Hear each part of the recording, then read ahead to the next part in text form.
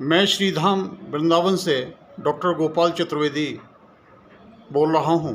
आप सभी को मेरा बारंबार नमस्कार। आज मैं आप सभी को महाप्रभु वल्लभाचार्य जो कि पुष्टि मार्ग के प्रवर्तक थे, उनके संबंध में कुछ अहम जानकारी दे रहा हूँ। महाप्रभु वल्लभाचार्य शुद्धाद्वैत ब्रह्मवाद के महान आचार्य और पुष्टि मार्ग के प्रवर्तक थे। उन्होंने भारतीय दार्शनिक चिंतन को समन्वयात्मक दृष्टि प्रदान की।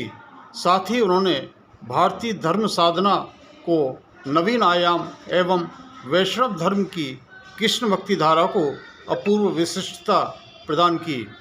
वह भगवान श्री कृष्ण को ही अपना सर्वस्व मानते थे। वह भक्तिकालीन सगुण धारा की कृष्ण भक्ति शाखा के आधार स्तंभ थे।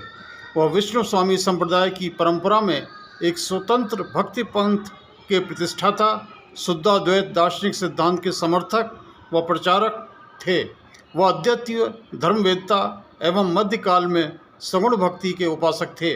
उन्होंने शास्त्रार्थ में काशी के अनेक विद्वानों को पराजित किया था। साथ ही वे जगत गुरु के पद पर अलंकृत भी हुए थे। महाप्रभु वल्लभाचार्य के पूर्वज आंध्र प्रदेश के काकरखाड़ा के निवासी व तेलंग ब्राह्मण थे।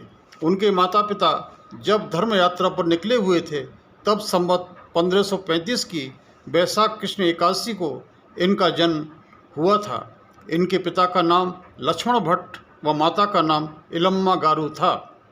चूँकि यह अग्नि के मध्य में से पुनर्जीवित हुए थे, इसीलिए इन्हें अग्नि प्रसूत व अग्नि अवतार माना जाता है। इनका पालन पोषण काशी के हनुमान घाट पर हुआ। वहीं इनकी शिक्षा दीक्षा भी हुई। उन्होंने रुद्र संप्रदाय के बिल्व मंगलाचार्य से अष्टाक्षर गोपाल मंत्र की दीक्षा ली थी। साथ ही त्रिदंड संन्यास की दीक्षा स्वामी नारायण इंद्र तीर्थ से प्राप्त की।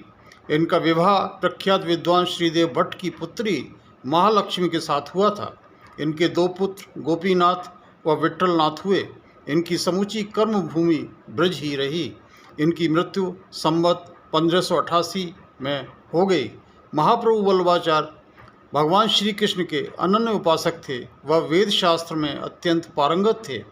वह वेद, वेदांत, दर्शन, पुराण व काव्यादि में अपनी छोटी सी आयु में ही पारंगत हो गए थे। वह वैष्णव धर्म के अलावा जैन, बौद्ध, शैव, शाक्त, सांकर आदि धर्म संप्रदाय के अद्वितीय विद्वान थे।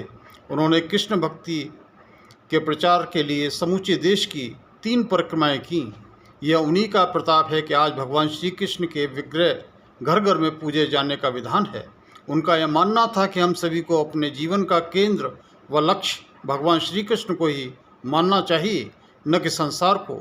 सारे संसार को भगवत प्राप्ति का यह मंत्र श्री कृष्ण शरणम मम उन्हीं के द्वारा प्रदत्त है। उन्होंने कृष्ण भक्ति धारा की दार्शनिक पीठिका तैयार की और देशाटन करके उसका व्यापक प्रचार प्रसार किया। उनके समय में उपनिषद, गीता एवं ब्रह्मसूत्र को ही सर्वाधिक महत्व प्राप्त था। जो व्यक्ति इन पर अपनी टीकाएं लिखता था, वही व्यक्ति आचार्य पद पर आसीन होने का अधिकारी होता था।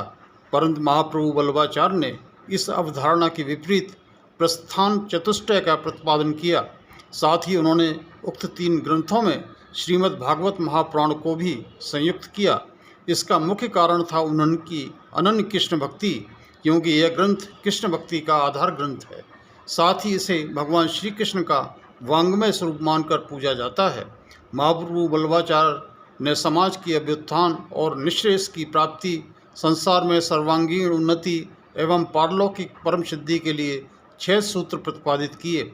यथाशक्ति स्वधर्म का आचरण करना, विधर्म से बचना, संयम और अनुशासनपूर्ण जीवन जीना, सभी में भगवान श्री कृष्ण के दर्शन करना, वैराग्यमय जीवन जीना और जो प्रभु इच्छा से हो रहा है उसमें संतुष्ट रहना। उनका मानना था कि भगवान श्री कृष्ण शास्त्र ज्ञान से शून्य, शक्तियों, भक्तों, स्त्रियों, शूद्रों और पतित ब्राह्मणों के उद्धारक हैं। उनका यह भी कहना था कि विश्व ब्रह्मांड भगवान श्री कृष्ण का ही स्वरूप है। वह सभी जड़ चेतन में विद्यमान हैं। इस प्रकार उनका भक्ति चिंतन प्रभु और जीव के मध्य एक घनिष्ठ संबंध स्थापित करता है। महाप्रभु वल्लभाचार्य द्वारा रचित प्रमुख ग्रंथ हैं ब्रह्मसूत्र का आणुभाष्य और बृहद्भाष्य, श्रीमद् भागवत की सुबोधनी टीका भागवत तत्व, दीप निबंध, गायत्री भाष्य, पत्रावलंबन, पुरुषोत्तम सहस्त्रनाम, दशम स्कंद, अनुक्रमणिका, त्रिविध नामावली, शिक्षा श्लोक, भगवत पीठिका, न्यायदेश, सेवा फल वितरण, प्रेमामृत आदि आदि। महाप्रभु वल्लभाचार्य ने ही अपने प्रमुख शिष्य महाकवि भक्त सूरदास से कहकर कृष्ण लीला का गायन करवाया। सूरदास ने जब उनसे यह कहा कि मैं अंधा हूँ, अतः मैं भगवान श्री कृष्ण की लीलाओं का वर्णन कैसे कर सकता हूँ, इस पर वल्लभाचार्य जी ने सूरदास जी के माथे पर यूँ ही अपना हाथ फेरा, वैसे ही उन्हें ब्रज में पिछले 5000 वर्ष पुरानी भगवान श्री कृष्ण की सभी लीलाएं अपने नेत्रों से दिखाई देने लग गईं। इसके बाद ही महाकवि सूरदास जी ने सूरसागर नामक ग्रंथ की रचना की। इसके अलावा उन्होंने 1.25 लाख पदों की रचना करने का संकल्प लिया, जिसमें से केवल 1 लाख पदों की रचना करके ही वे इस संसार से चले गए। शेष 25,000 पदों की रचना भगवान श्री कृष्ण ने स्वयं करके उनका संकल्प पूरा किया। इसका साक्षात प्रमाण यह है कि उनकी पदावलियों में 1 लाख पदों में उनका नाम सूरदास अथवा सूर आया है, जबकि शेष 25,000 पदों में सूरश्याम का उल्लेख है। महाप्रभु वल्लभाचार्य ने अपने एक स्वप्नादेश पर गोवर्धन में पृथ्वी के नीचे से श्रीनाथ जी के विग्रह को निकालकर अपने शिष्यों के सहयोग से बने भव्य मंदिर में प्रतिष्ठित किया। कालांतर में उनके जीवित न रहने पर यवनों के मूर्ति भंजन के अभियान से बचाकर इस विग्रह को श्रीनाथ द्वारा ले जाकर वहां प्रतिष्ठित किया गया। ब्रज में महाप्रभु वल्लभाचार्य की तमाम बैठकें हैं, जिनके दर्शन के लिए देश विदेश से असंख्य भक्त श्रद्धालु यहाँ वर्ष भर आते रहते हैं। भारत सरकार ने महाप्रभु वल्लभाचार्य जी को राष्ट्रीय सम्मान देते हुए सन 1977 में उनके नाम पर डाक टिकट भी जारी किया था।